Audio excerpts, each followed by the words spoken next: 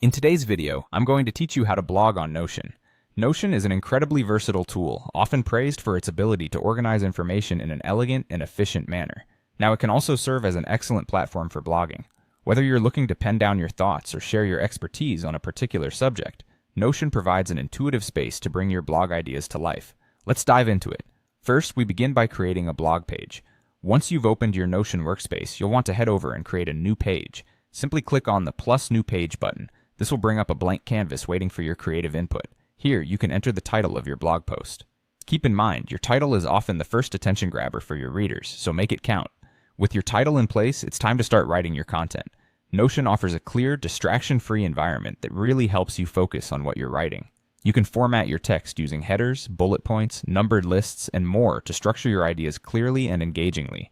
Once you have your content in place, let's make your page visually appealing by adding a cover and an icon.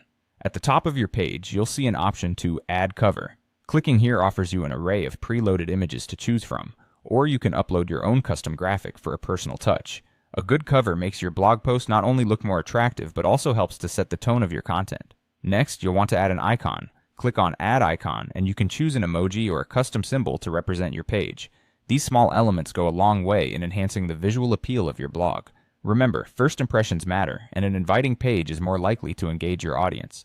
Finally, it's time to publish your post and share it with the world. Click on the Share button located in the upper right corner of your page. You need to toggle on the Publish option, which might be labeled slightly differently, like Publish to Web, depending on your Notion version. This action makes your blog publicly accessible.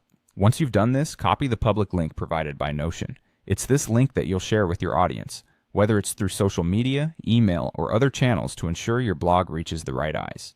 There you have it, your complete guide to blogging on Notion wrapped up.